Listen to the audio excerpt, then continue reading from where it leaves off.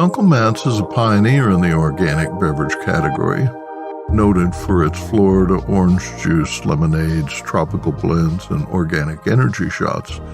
It is the largest U.S. certified organic orange juice company, with over 15 million bottles annually sold at 15,000 outlets. The brand launched in 1999 and became a certified B Corp in 2022. Matt McLean is a third-generation Florida citrus grower with orchards from the late 1800s. In the 1980s, a devastating freeze destroyed 600 acres of his orange groves, and more recently, the industry experienced setbacks from pests and disease. Oranges are now outsourced mainly from Brazil and Mexico. In 2017, Dean Foods, a dairy conglomerate, bought the company, enabling McLean's parents to retire. 2 years later, Dean Foods was bankrupt, and in 2020, McLean, his father, his wife, and his brother repurchased the company. Welcome to the podcast. It's great to see you. Yeah, great seeing you. It's been a while. Why create a refrigerated RTD tea? Yeah, I mean, for us, it was a natural progression. We had, it was probably 6 years ago at least. We did a matcha green tea lemonade. So being a juice guy, there were normal iterations around half and half, right? And I grew up in the South, so I drink tea all the time. I drink black tea every day for lunch, it seems like. I love green tea as well. I drink that in the morning along with a little bit of OJ. So I've been around tea and been a fan of tea and a consumer of tea for forever. So it was kind of a natural progression for us as I've watched the refrigerated tea set from, Gold Peak to Pure Leaf to now Milo's, and how well that has grown, and thought, hey, there may be an opportunity at some point in our lifetime to introduce some refrigerated organic teas. And then we started getting customers asking if we could do an organic version. And I thought, okay, good timing. We're bottling ourselves down in Texas. So it was much easier for me to pivot since it wasn't trying to convince a co-packer to change, methods and do something completely foreign for them. So it was great. It was just really good timing. Ultimately, the consumer decides whether it's going to be, great innovation or not. And sometimes we get it right and sometimes we don't. But as a tea drinker all my life, I'm very pleased with the end product. So I think the quality is high and it's fun. I've always liked tea and definitely like the half and halves. Those are real fun to put together. Being an old matcha tea fan, that half and half. The first one we're going to start with is just a simple black tea using our not from concentrate lemon juice and lightly sweetened. There are many lemonade mixes in the market. Your brand's organic certification and not from concentrate choices set it apart, but sweet tea fans resist lowering sweetness levels. Will you discuss sweeteners, the choice to refrigerate, bottle size, and other aspects? So we're going to do a sweet tea that's, 50 calories per 12-ounce serving. It's only 10 carbs and 10 grams of added sugar, and the added sugar is from agave. And then a light hint of stevia that just gives it that extra sweetness that, quite frankly, tastes more like 30 grams of sugar. Right. So it tastes like your traditional, really Southern sweet tea, but without the guilt of the 30 grams of sugar. We want to be America's leading organic, better for you beverage company. Being around for 25 years now and really being a pioneer in organic, we've never changed off of that.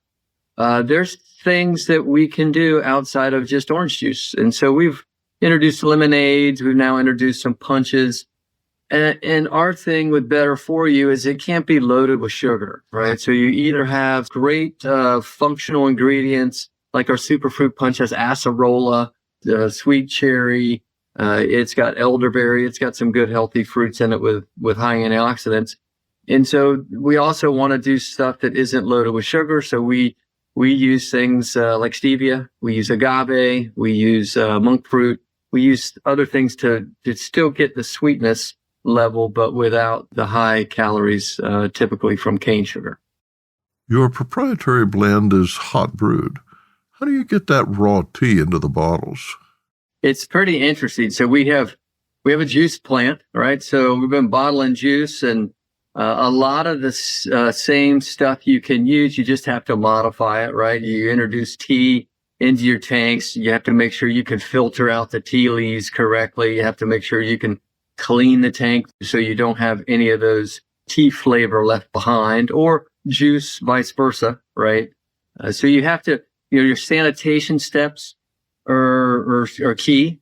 The background from our plant manager really was helpful in this, to be able to do it as fast as we're going to be able to pivot and do it within a 6-month window from start to finish.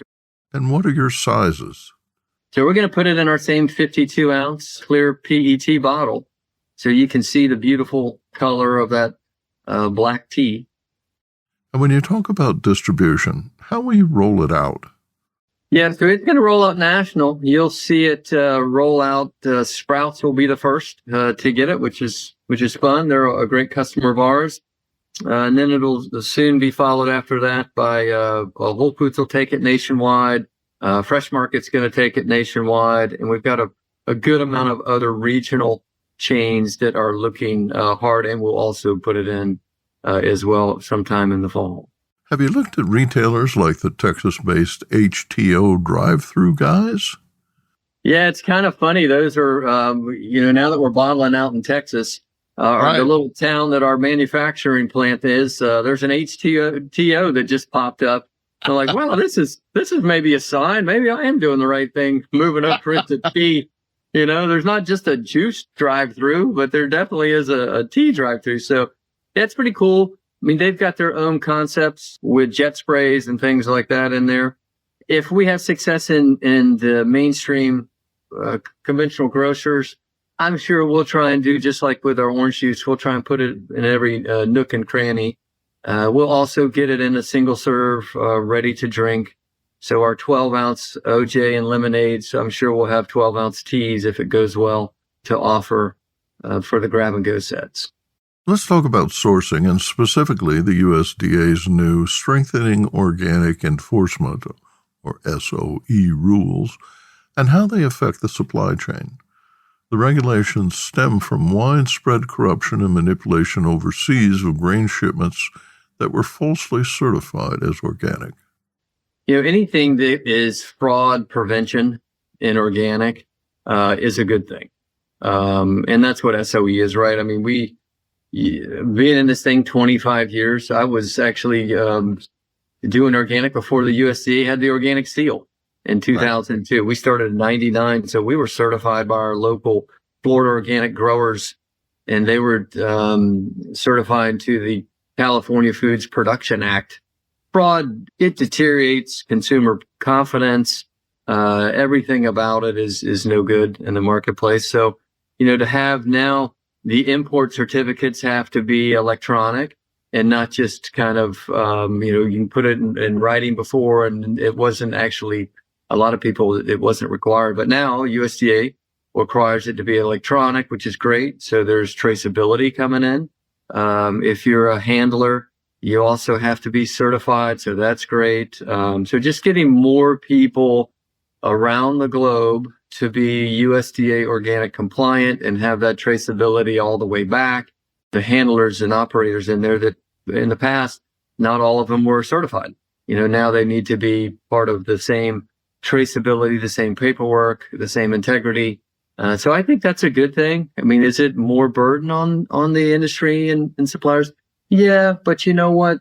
We need to take fraud serious, and it's not healthy for anybody. So I'm glad there's more teeth to it, so the consumer can have more confidence when they see that USDA organic seal that they can trust it. When he was relaunching his Just Iced Tea brand, Seth Goldman and I had a wonderful conversation on this program about the challenge of identifying organic suppliers. Not little 5 and 10 hectare farms scattered here and there, but sizable, scalable operations certified to the U.S., EU, or Japanese organic standards. How did you go about sourcing your organic tea? Yeah, so we start with just a black tea. It's pretty broad, right? I mean, there's black teas from all over the globe.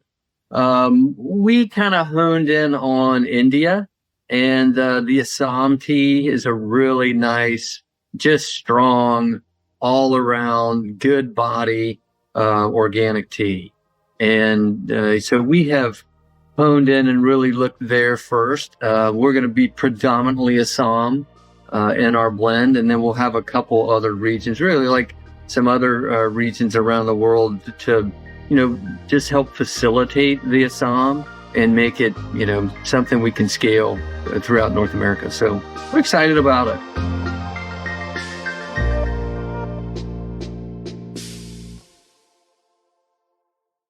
Produced by Adavita Studios. Connect your voice to the world.